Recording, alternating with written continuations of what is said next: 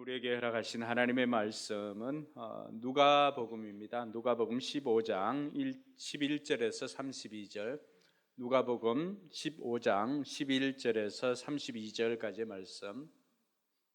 다소 본문이 길기 때문에 오늘은 불편하지 않으면 자리에 일어나서 25절부터 32절까지 봉독하도록 하겠습니다. 네, 같이 읽습니다.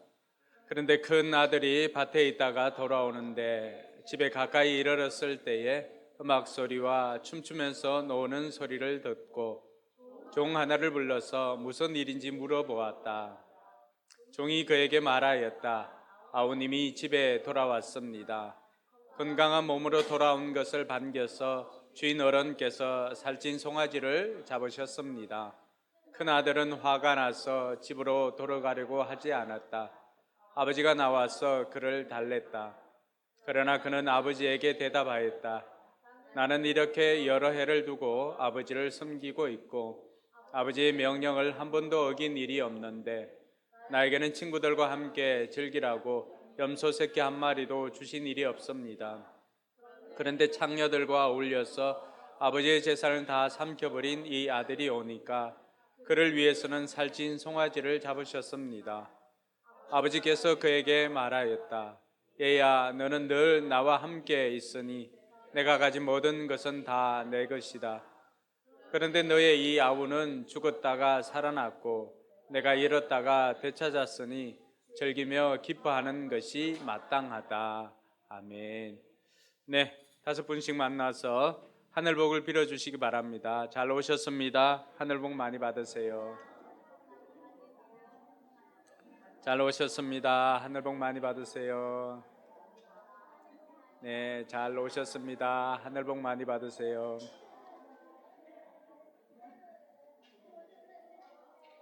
네, 웃으면서 네, 잘 오셨습니다.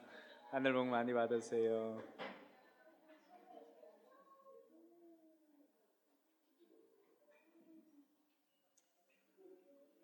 네.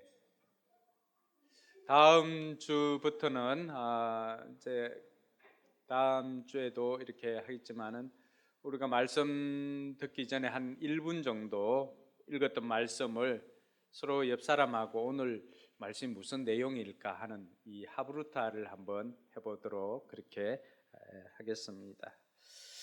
오늘 우리가 읽었던 이 말씀은 우리가 너무나 잘 알고 있는 말씀입니다. 설교로도 많이 들었고 또 교회 경험이 조금이라도 있는 사람 같으면은 이 돌아온 탕자 이야기는 다 알고 있을 것입니다. 이번에 울산 가서 보니까 목사님이 그런 이야기를 하더라고요. 이런 본문들이 집탕과 돌탕, 돌아온 탕자와 집에 있는 탕자의 이야기 뭐 이런 식으로라도 표현을 하는 것을 들었습니다. 우리가 5월 달에 행복한 사람들의 축제가 있습니다. 그리고 또 오늘은 지난번에 VIP를 작정하지 못한 분들이 오늘 또 다시금 VIP를 작정하고 할 것인데 우리가 의무감이나 책임감으로 하면은 기쁨이 없습니다. 그런데 아버지의 마음을 알고 그 아버지의 마음을 이해를 하고 우리가 어떻게 하면은 그 아버지의 마음을 시원케 해드릴까를 생각하고 그 일을 행하면 그렇게 기쁠 수가 없습니다. 오늘 이 시간이 저와 여러분들에게는 그런 기쁨의 시간이 될 수 있기를 바랍니다. 누가복음 15장에는 잃어버린 것에 대한 비유 3가지 비유가 나옵니다. 첫 번째는 잃어버린 양을 찾은 목자의 비유가 나오고요. 두 번째는 잃어버린 드라크마를 찾은 여인의 비유가 나옵니다. 그리고 세 번째는 잃어버린 아들을 찾은 아버지의 비유가 나옵니다. 비유라고 하는 것은 우리가 지난번에도 살펴보았지만은 어떤 한 가지 주제에 포커스를 맞추고 있습니다. 3가지 공통적인 것은 잃어버린 것에 있지만은 그러나 우리가 좀 더 포커스를 맞추어야 되는 것은 잃어버린 것이 아니라 잃어버린 것을 찾은 자의 기쁨에 대한 이야기가 이 비유 속에 있습니다. 우리가 읽었던 우리가 알고 있는 탕자의 비유 비유라고 했을 때 많은 사람들이 이 탕자에 포커스를 맞추지만, 그러나 오늘 성경이 우리에게 가르쳐 주는 것은 그 탕자에 포커스를 맞추는 것이 아니라 집 나간 탕자를 찾은 아버지에게 포커스를 맞추어야 하는 것입니다. 우리가 이 아버지를 통해서 우리는 하나님의 아버지의 마음을 아는 것이 오늘 우리가 이 설교를 듣는 목표라고 할 수가 있습니다. 성경이 이보다 더 하나님의 마음을, 아버지의 마음을 잘 표현한 것이 있나 싶을 정도로 오늘 우리가 읽었던 본문에는 아버지의 마음이 구구절절하게 이렇게 표현되어져 있습니다. 이 비유를 하게 된 배경에는 이런 것이 있습니다. 15장 1절과 2절에 보면은 세리들과 죄인들이 예수님의 말씀을 들으려고 가까이 이렇게 몰려들었습니다. 근데 2절에 보면은 2절 같이 한번 읽어볼까요? 바리새파 사람들과 율법학자들은 투덜거리며 말하였다. 이 사람들이 죄인들을 맞아들이고 그들과 함께 음식을 먹는구나. 그래서 3절에 보면 예수님께서 비유로 이제 말씀을 해 주셨습니다. 예수님께서는 이 세리와 죄인들이 누구인지, 율법학자들에게, 그리고 원망하고 투덜거리는 이들은 누구인지를 비유를 들어서 설명을 해 주었던 것입니다. 여러분, 이 비유의 공통점은 앞에도 이야기를 했지만은 마땅히 있어야 할 자리에 있어야 하는 것들이 그곳에 있지 않고 잃어버린 자리에 있더라고 하는 것이죠. 그리고 4절에 보니까 잃어버린 사람들은 찾을 때까지 그것을 찾는 것이 공통적으로 나타나 있습니다. 그리고는 찾았을 때는 잃어버린 것에 그 이상의 대가를 지불하면서 잔치를 배설하더라고 하는 것이죠. 그런 점에서 이 잃어버린 것은, 잃어버린 하나는 숫자적인 하나가 아니라고 하는 것입니다. 그 잃어버린 것은 주인에게는, 또 아버지에게는 둘도 없는 존재라고 하는 것입니다. 여러분, 10명의 아이가 있는 집이 놀이공원으로 놀러 갔다고 이렇게 생각을 해봅시다. 놀이공원에 놀러 가서 이제 이렇게 빙빙 돌아가는 것도 타고 바이킹도 타고 다 타고는 이제 한 집에 갈 때쯤 된 4시쯤 돼 가지고 그 모이기로 한 약속 장소에 모였습니다. 근데 보니까 9명이 있어요. 근데 아빠 엄마가 원래 10명이었지만 9명이라도 왔으니까 집에 가자 이렇게 가는 사람이 있습니까? 없잖아요. 그럼 자녀를 잃어버려 본 경험이 있는 사람들은 오늘 이 마음이 더욱더 여러분들에게 깊이 다가오게 될 것입니다. 100마리의 양을 가지고 있는 그 양들, 이 양들이 100마리면 많잖아요. 근데 그 중에 하나를 잃어버렸어. 그럼 99마리만 있어. 99마리 있으니까 됐다고 가는 목자는 없다는 거예요. 이 이야기가 요즘 더 마음에 와닿을 것 같아요. 왜냐하면 반려견이나 반려묘들을 많이 키우니까 그들에게 있어서 고양이는 더 이상 고양이가 아니죠. 다들 우리 애기라고 부르더라고요. 네. 그러니까 그 강아지나 고양이는 그들에게는 가족인 거죠. 그러니까 2마리가 있는데 1마리를 잃어버렸다고 생각을 해 보십시오. 그 마음이 어떤지. 열대라크마도 마찬가지입니다. 그냥 동전 10개가 있는 것 중에 하나를 잃어버렸으니까 그래도 9개가 있으니까 괜찮지, 이게 아니에요. 그것은 그 여인에게 있어서는 결혼할 때 반드시 필요했던 그 지참금이었습니다. 그 중에 하나가 없으니까 이것이 온전하지가 못한 거예요. 2명의 아들이 있는데 그 둘 중에 하나가 집을 나갑니다. 그 둘 중에 하나는 숫자적으로 둘 중에 하나, 이게 아니라고 하는 거죠. 그 하나를 잃어버렸지만 그 하나는 아버지에게 둘도 없는 자식이라고 하는 것입니다. 오늘 저와 여러분들이 우리가 VIP 이름을 적고 할 때 그들은 다 누구인가? 숫자적으로 1, 2, 3, 4, 5로 계산되는 넘버링 되는 게 아니에요. 그 한 사람 한 사람들은 다 아버지의 잃어버린 뭐라고요? 자식이라고 하는 것입니다. 그 잃어버린 자식을 둔 부모의 마음. 제가 종종 이야기를 하지 않습니까? 어릴 때 반석이가 집사람 병원에 근무할 때 거기서 우리 교회 청년이 와가지고 반석이 예쁘다고, 그때는 이런 일들이 종종 있었는데 반석이 예쁘다고 이렇게 데리고 갔습니다. 지금의 모습을 상상하면 안 됩니다. 그땐 진짜 예뻤습니다. 얼마나 귀엽고 예뻤는지 이 아이를 데리고 가고, 어떤 경우에는 전도사님이 이렇게 좋다고 이렇게 반석 위로 던지고 이렇게 받고 하다가 또 저한테는 이야기를 안 했는데 떨어뜨린 적도 있다는 것을 제가 압니다. 그분이 누구인가도 제가 알고 있는데, 그러니까 이야기하지 않고 이 반석을 데리고 갔어요. 그때는 그날 아이를 맡길 때도 없어가지고 실은 집사람이 임상병리실에 근무하면서 그 방에 이렇게 데리고 있었던 거거든요. 그러니까 저희들이 누구보다도 이 육아의 마음을 압니다. 맡길 데 없어가지고 공휴일 때만 되면 맡길 데가 없어가지고 전전긍긍하던 우리의 모습들을 보면서 우리 교회가 왜 우리가 이런 경험을 했는가, 우리 아이를 둔 부모님의 마음을 누구보다도 잘 알기 때문에 이런 것들을 해야 된다는 마음들을 하나님께서 주십니다.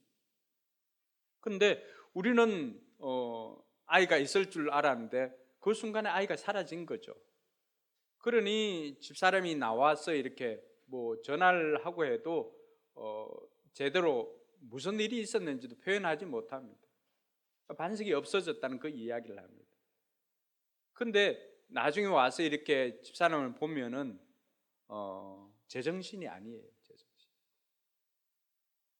그것이 자식을 잃은 부모의 마음입니다.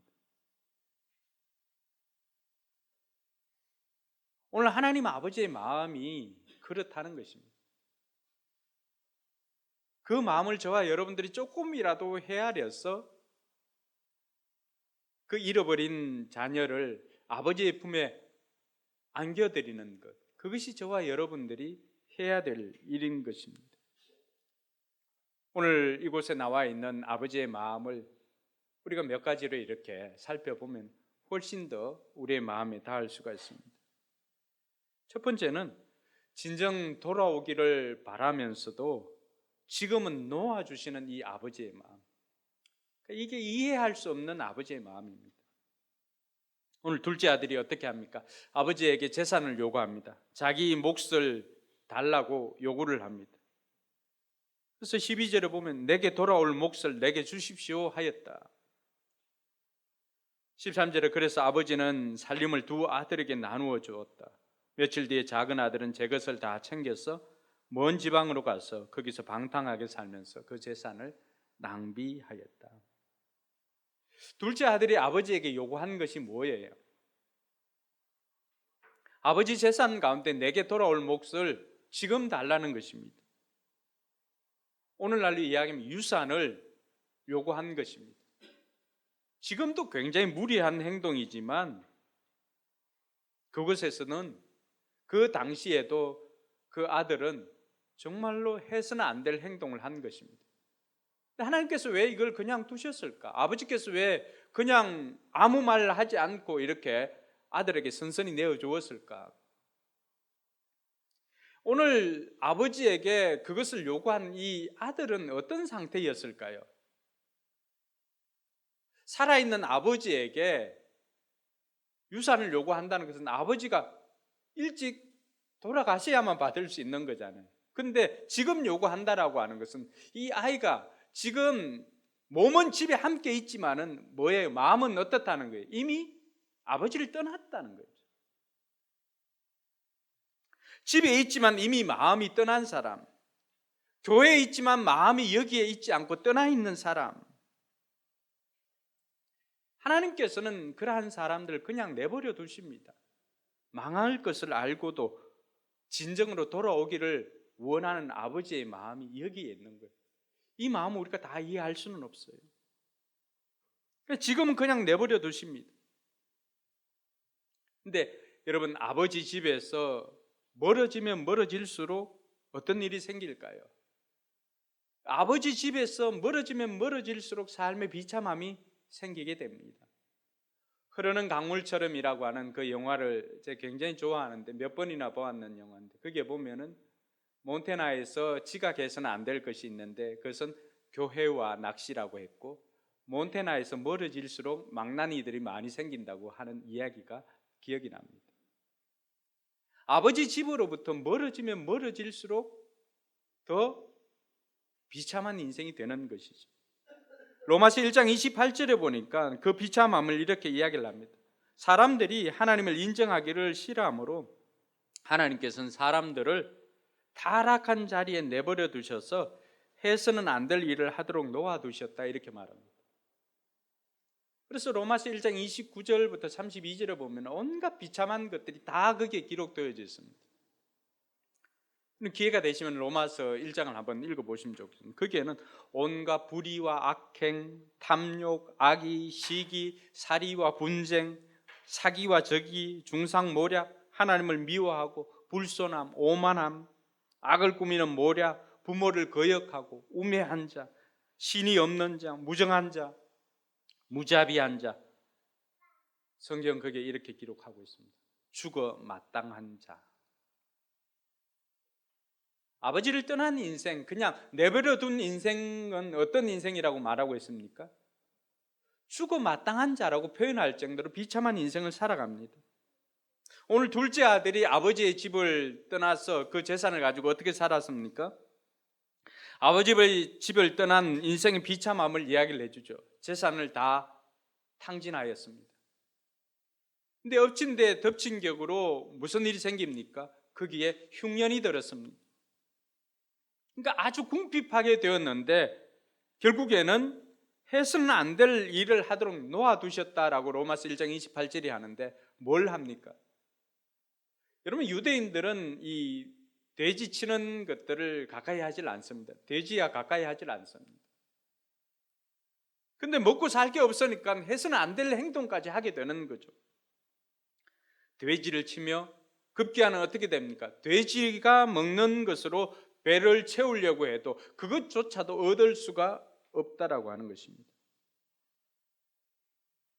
그 순간에 이 아들이 뭘 생각합니까? 비참함을 경험하고 나니까 비로소 진정으로 돌아가고 싶은 마음이 생겼던 것입니다. 육신은 떠나왔지만, 과거에는 육신은 떠나지 않고 마음이 떠나 있었지만 이제는 육신과 함께 그 마음까지도 진정으로 아버지 집으로 돌아가고 싶다라고 하는 소망을 가지게 된 것입니다. 이것이 아버지께서 내버려 두신 그 마음입니다. 진정으로 돌아오기를 원했기 때문에. 오늘 우리 주변에 있는 VIP들, 우리 주변에 있는 사람들, 어려움을 겪는 사람들, 하나님께서는 어쩌면 그들이 진정으로 아버지께로 돌아오게 하기 위해서 지금까지도 내버려 두신 것일 수도 있다는 것을 우리가 알아야 합니다. 두 번째는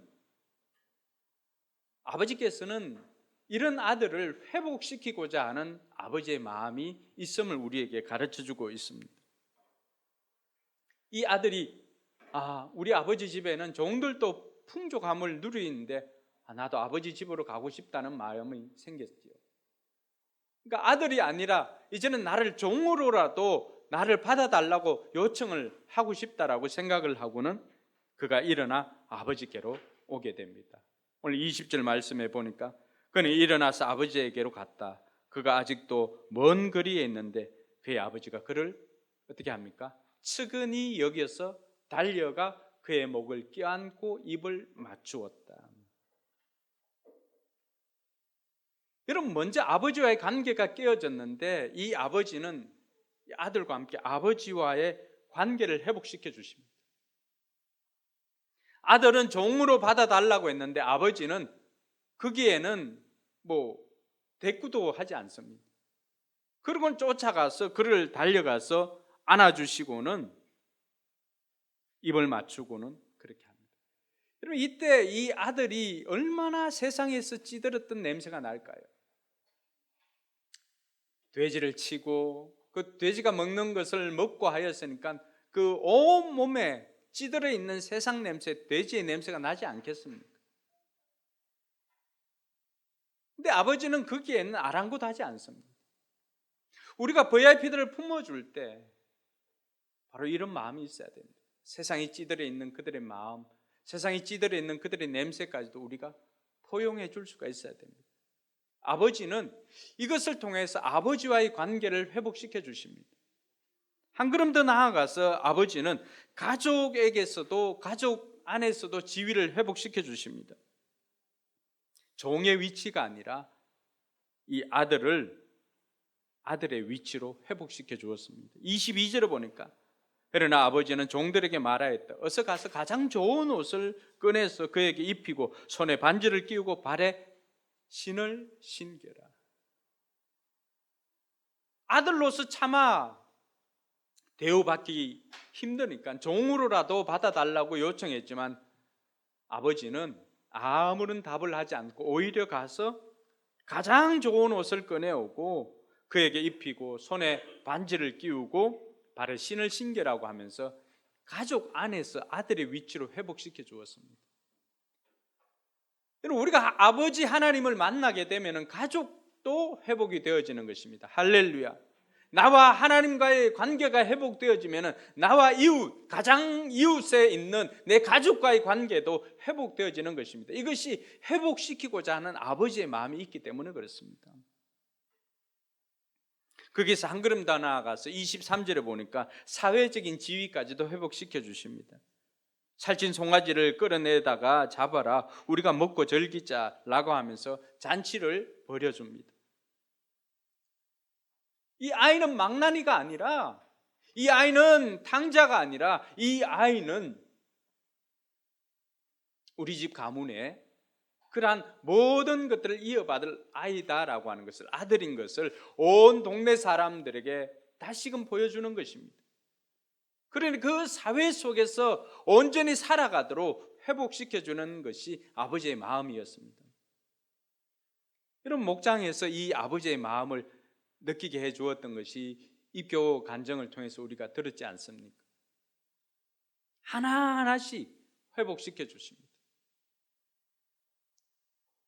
오늘 하나님께서 이 잃어버린 아들을 찾은 아버지를 통하여서 우리에게 가르쳐 주시는 아버지의 마음은, 우리 아버지는 이 깨어진 관계를 회복시켜 주시고자 하는 아버지의 마음이 있음을 가르쳐 주고 있습니다.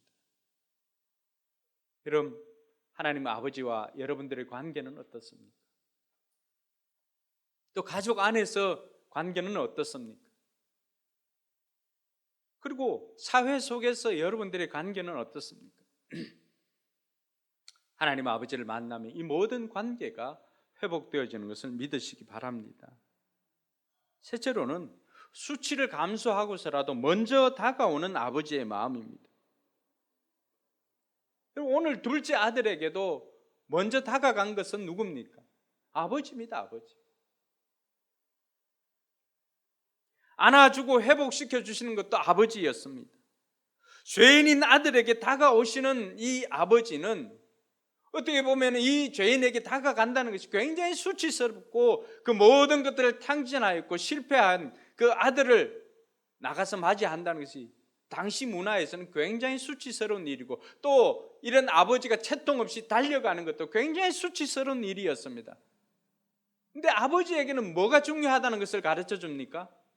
이런 모든 사람들의 생각이나 인식이나 이런 것보다 더 중요한 것은 잃어버린 아들을 찾았다는 그 기쁨이 더 중요했기 때문입니다.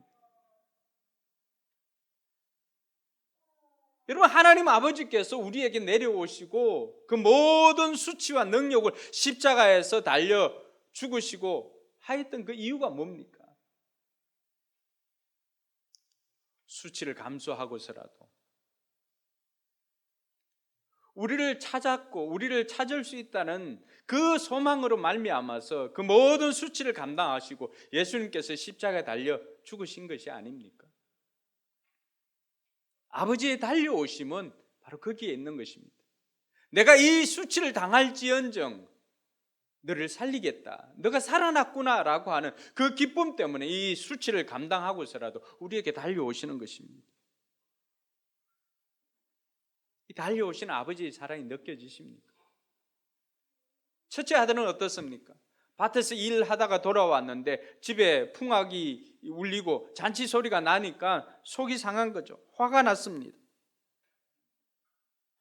여러분, 집안에 잔치가 벌어졌는데 안 들어간다고 뻗치니까 아버지는 또 얼마나 속상하고 수치스럽습니까? 그럼 집안에 잔치를 해봤지 않습니까?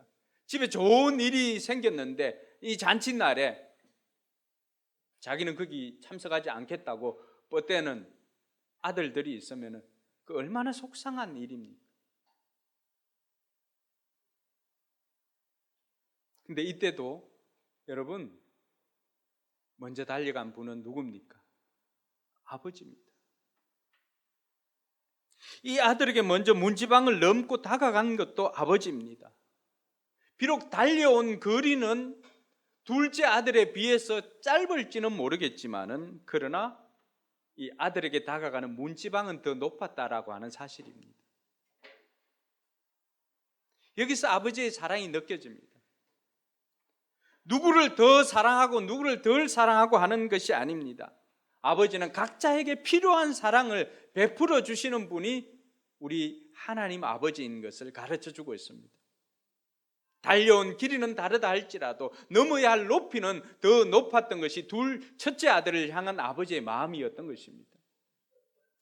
분명한 것은 이 모든 것들을 감수하고서라도 먼저 달려오시는 하나님이십니다. 저와 여러분들이 오늘 이 자리에 있게 된 것도 이 먼저 달려오시는 모든 수치를 감수하고서라도 내가 돌아오기를 기뻐하시면서 먼저 달려오시는 이 아버지의 사랑이 있었기 때문에 우리가 오늘 이 자리에 있을 수 있다는 사실입니다.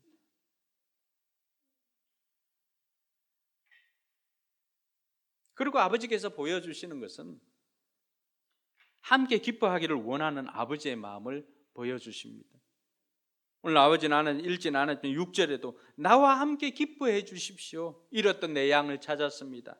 9절에도 나와 함께 기뻐해 주십시오, 잃었던 드라크마를 찾았습니다. 32절에도 내가 잃었다가 되찾았으니 즐기며 기뻐하는 것이 마땅하다라고 이야기를 합니다.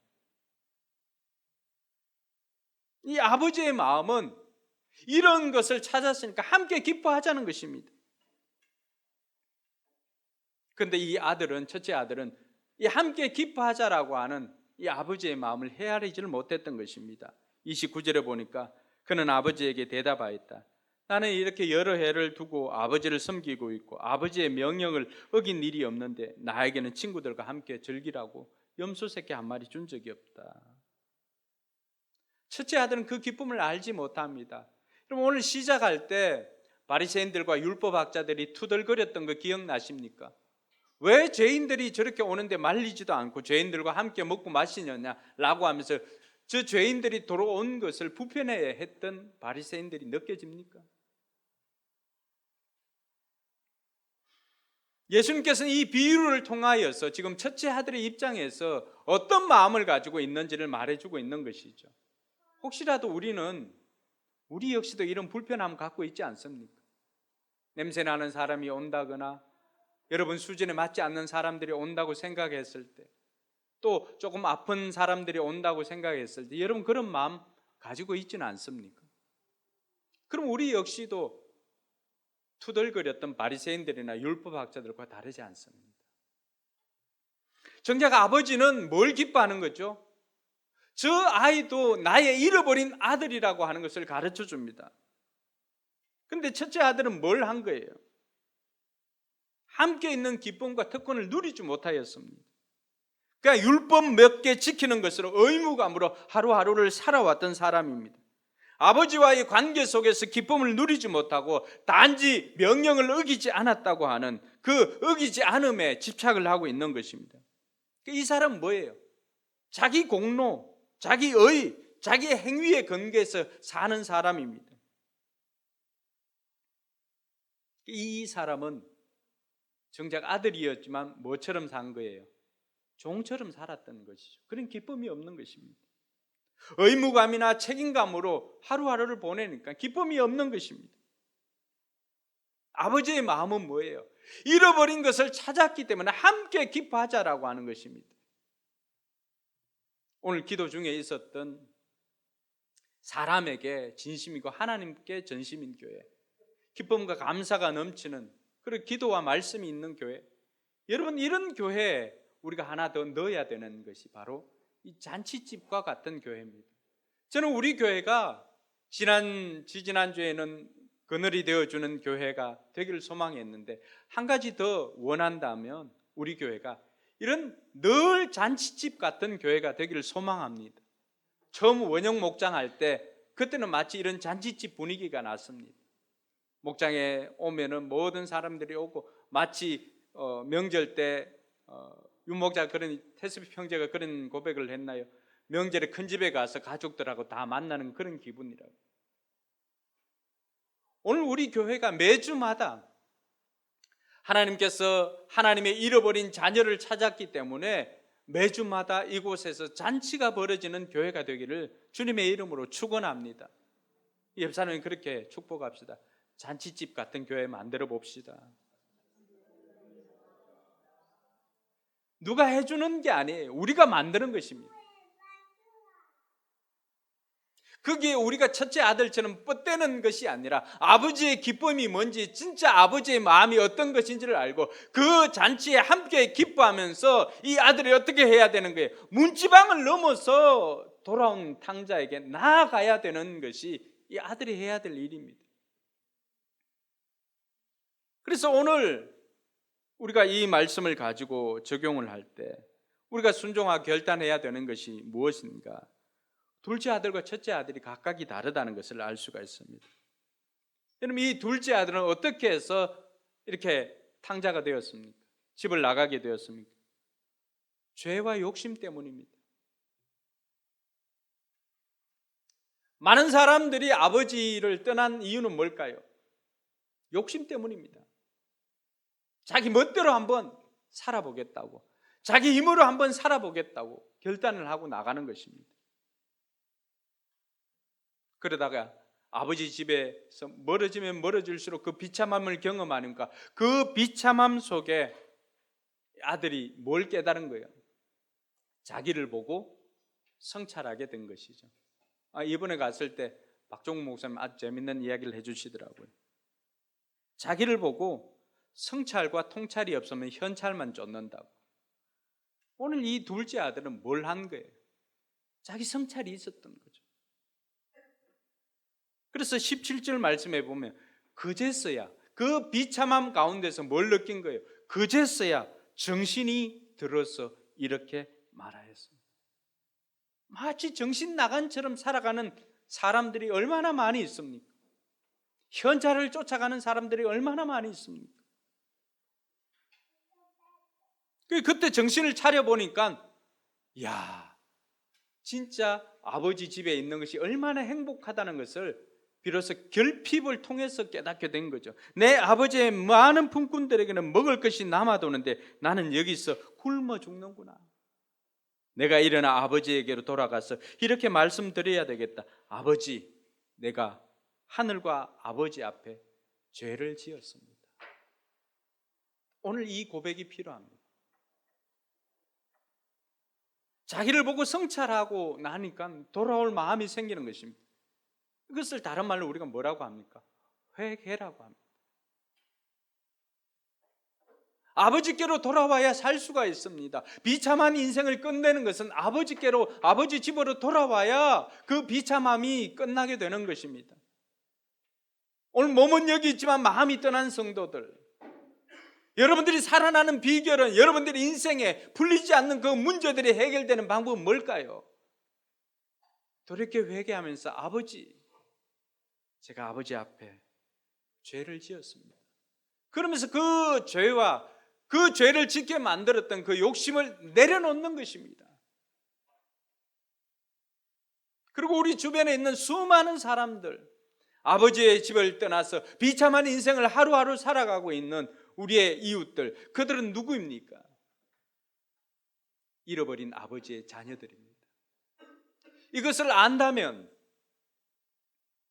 우리가 그들을 아버지 집으로 되돌려 줘야 하지 않겠습니까?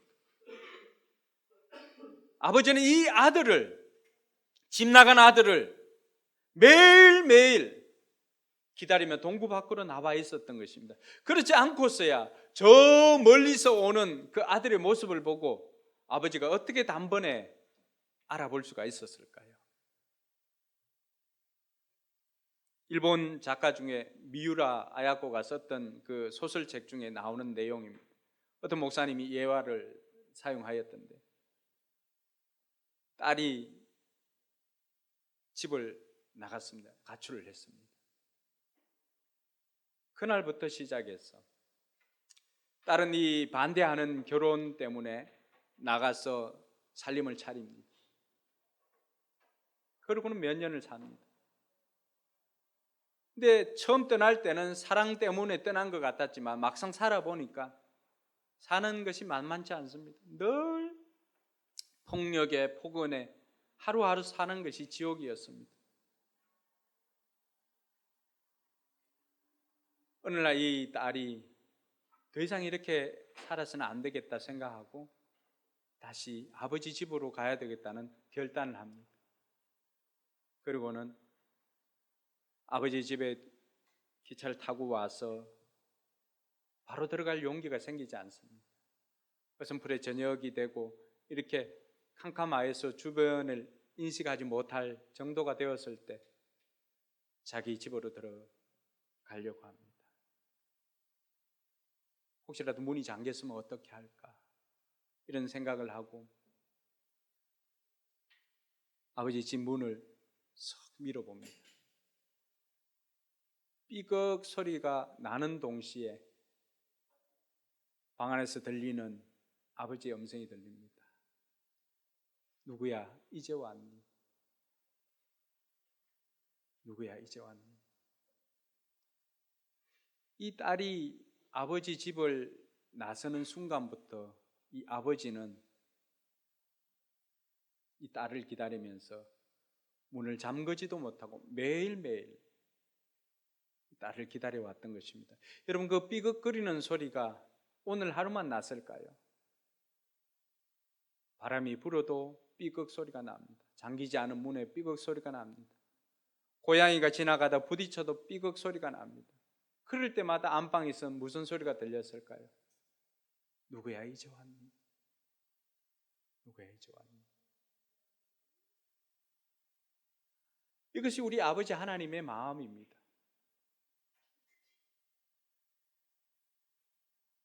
집을 떠난 순간부터 단 하루도 잊지 않고 이 아들을 기다리면서 누구야 이제 왔니? 이런 마음을 알고 우리는 몸도 마음도 아버지 집으로 돌아오는 저와 여러분들이 되어야 할 것입니다. 첫째 아들 같은 사람은 어떨까요? 첫째 아들은 교만 때문에 탕자가 된 것입니다. 오늘 투덜거렸던 바리새파 사람들이나 율법학자들, 그리고 우리 중에는 아니 귀찮게 또 VIP를 작정하냐? 그럼 우리만 그냥 이렇게 다니면 안 되냐? 또 전도를 해야 되냐? 행축은 무슨 행축이냐? 이런 불편해하는 사람들이 있다면은 이것은 아버지의 것이 자기의 것인 줄 알고 불평한 것이 당연하다고 생각하는 첫째 아들과 같습니다. 첫째 아들 마음속에 첫째 아들이 왜 그렇게 화를 내었을까요? 아버지가 공평하지 않다고 생각한 것입니다. 그러니 억울한 거죠. 자기는 상대적으로 의롭다 생각한 거예요. 나는 쟤하고 다르다는 것입니다. 근데 과연 그럴까요? 내가 큰아들이 된 것도 뭘로 된 거예요? 내가 의로워서, 내 행동이 의로워서 큰아들이 된 게 아니지요. 하나님의 은혜로 된 것입니다. 우린 자꾸만 이것을 잊어버립니다. 내가 하나님의 자녀가 된 것이 내가 의로워서, 내 행동이 공정해서 내가 하나님의 자녀가 된 것이 아닙니다. 내가 하나님의 자녀가 된 것은 죄인을 불쌍히 여겨주신 하나님의 은혜 때문이었고, 죄인에게도 먼저 달려오시는 하나님의 사랑 때문이었습니다. 근데 우리는 예수를 믿어서 하나님의 자녀가 된 순간 우리가 착각하는 것은 내 행동 때문에 내가 의로웠다 생각하니까 자꾸만 다른 사람을 판단하고 평가합니다. 상대적으로 아니 나는 쟤보다는 좀 낫지 라고 하는 생각을 합니다. 도찐개찐이죠. 집을 나간 탕자나 집에 있는 탕자나 그게 그겁니다. 우리는 내가 큰아들이 된 것이 은혜임을 잊지 말아야 합니다.